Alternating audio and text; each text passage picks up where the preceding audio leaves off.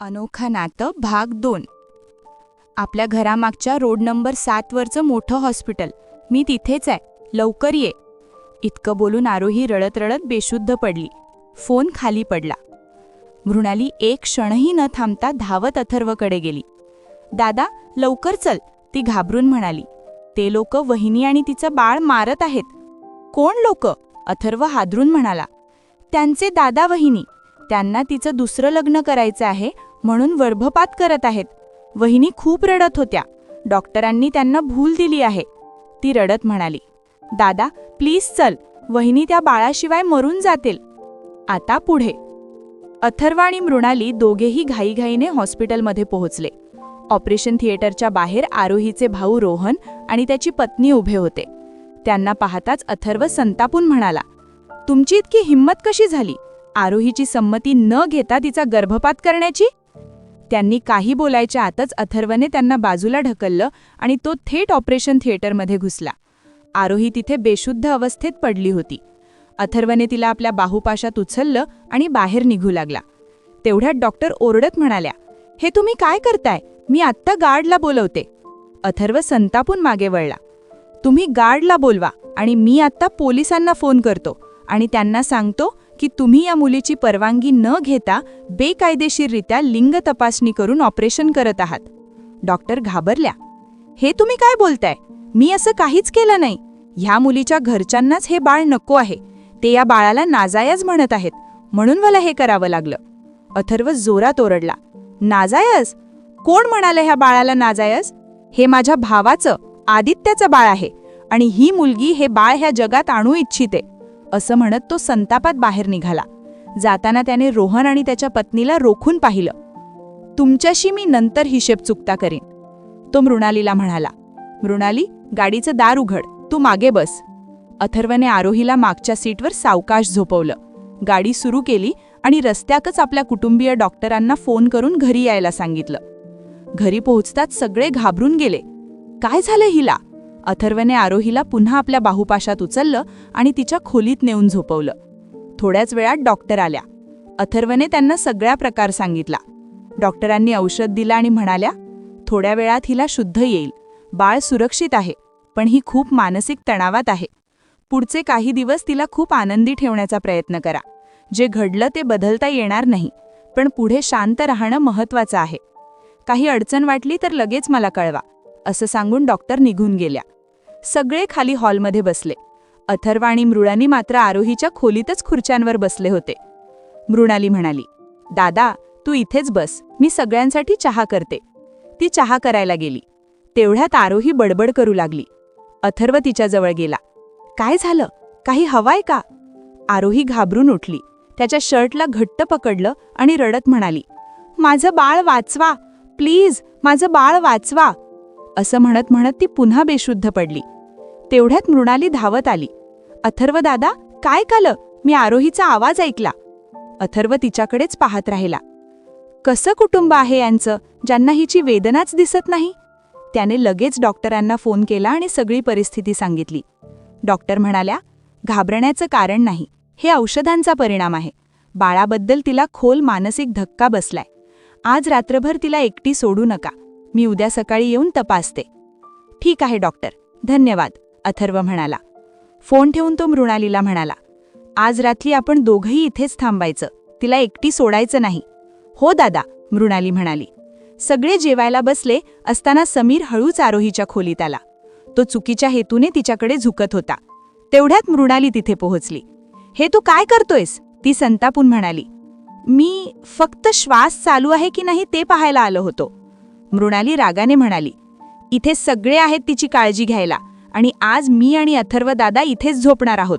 तुम्ही तुमच्या खोलीत जा. रात्री आरोही अनेकदा उठली आणि पुन्हा बेशुद्ध पडली.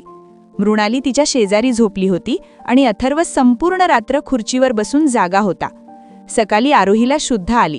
डोळे उघडताच ती मृणालीला विचारू लागली, माझं बाळ? मृणाली हसत म्हणाली, बाळ अगदी ठणठणीत आहे. योग्य वेळी अथर्वदादा पोहोचला. आता तुम्ही तुमच्या घरी आहात. चला आता एक छानशी स्माईल द्या. ती हसत पुढे म्हणाली, आणि हो, मना नाही वाटत तुमचं बाळ अथर्वदादासारखं रागीट व्हावं, म्हणून खूप हसा. हे ऐकून सगळे हसू लागले. आरोही म्हणाली, अथर्व, माझं बाळ वाचवून तुम्ही माझ्यावर फार मोठं उपकार केले आहेत. पुढे आयुष्यात कधीही माझी गरज भासली तर नक्की सांगा. मृणाली हसत म्हणाले, हो ना वहिनी, आता तर याच्यासाठी एक छानशी मुलगी शोधून याच्या पायात बेडी घालायचीय. खूप बोलतेस तू छोटी, अथर्व म्हणाला. तेवढ्यात श्याम आला. डॉक्टर आले आहेत. डॉक्टरांनी विचारलं, कशी आहेस आरोही? मी ठीक आहे डॉक्टर. माझ्या बाळाला काही त्रास झाला नाही ना? आरोहीने काळजीने विचारलं. अजिबात नाही, डॉक्टर हसून म्हणाल्या. तुझं कुटुंब इतकं काळजीवाहू आहे की तुला आणि बाळाला काहीच होणार नाही. तरीही मी तपासणी करते. औषध वेळेवर घे, नीट खा आणि आनंदी रहा. मृणाली लगेच म्हणाली, हो डॉक्टर, मीही वहिनीला तेच सांगतेय, नाहीतर बाळ अथर्व दादासारखं होईल. आज तू माझ्या हातून मार खाशील, अथर्व हसत म्हणाला. थोड्या वेळाने श्याम आला. वहिनी, तुमचे भाऊ आणि वहिनी खाली आले आहेत. अथर्व थंड आवाजात म्हणाला. जाऊन त्यांना सांग, आता इथे त्यांचं कोणी नाही. आरोहीचे डोळे भरून आले. आई म्हणाली, असं बोलायचं नसतं बाळा, शेवटी ते तिचे माहेरचे लोक आहेत. सगळे खाली चला. श्याम, त्यांच्यासाठी चहापाण्याची व्यवस्था कर. सगळे हॉलमध्ये बसले. आरोहीची वहिनी म्हणाली, आरोही, मी तुझी शत्रू नाही. तूच सांग, मी कुठे चुकले? तुझ्या भावाने आजवर तुला कशाचीही कमतरता जाणवू दिली नाही, पण त्यांची कमाई इतकी नाही की ते तुला आयुष्यभर सांभाळू शकतील. तुझ्या सासरची परिस्थितीही बरी नाही. मामाजी निवृत्त झालेत, वृद्ध झालेत. अथर्व काही काम करत नाही. मृणालीचं लग्न होईल आणि ती तिच्या घरी जाईल. अथर्वही लग्न करून आपल्या संसारात गुंतेल. ती कठोरपणे म्हणाली, तू एकटी हे बाळ कसं वाढवणार? या जगात भुकेले लांडगे आहेत. एकटी बाई समजून कधीही फाडून खातील. मी तुझं दुसरं लग्न लावून द्यायचं ठरवलं, पण कुणालाच तुझं बाळ नको आहे, म्हणून मला तो निर्णय घ्यावा लागला. मी तुझं भलंच पाहत होते. ती आईवडिलांकडे पाहून म्हणाली, माझं चुकलं कुठे? आई हळू आवाजात म्हणाली, तू बरोबरच बोलतीयस. मलाही तिचं दुसरं लग्न व्हावं असंच वाटतं, पण हे बाळ पाडू नकोस. वहिनी म्हणाली, मामाजी, कुठलाही पुरुष दुसऱ्याचं बाळसह हिला स्वीकारणार नाही. कोण देईल या बाळाला आपलं नाव? ती सुलोचना मावशींकडे वळून म्हणाली, मावशी, तुम्हीच सांगा, कोणता पुरुष दुसऱ्याचं मूल स्वीकारेल? कोण या बाळासह हिच्याशी लग्न करेल? तेवढ्यात मागून ठाम आवाज आला, मी करीन. सगळे अवाक होऊन त्या दिशेने पाहू लागले. मी तिच्याशी लग्न करीन आणि या बाळाला माझं नाव देईन. तेवढ्यात मागून एक ठाम आवाज आला, मी लग्न करायला तयार आहे. मी या बाळाला अनाथ होऊ देणार नाही. सगळेच अचानक दचकून त्या दिशेने पाहू लागले. ज्याने हे शब्द बोलले होते तो समीर होता. तो दिसायला देखणाच होता. तेवढेच सुलोचना मावशी हसत म्हणाल्या, माझा मुलगा आहेच इतका भोळा. कुणालाही संकटात पाहिलं की त्याला राहवत नाही. मला या लग्नाला काहीच हरकत नाही.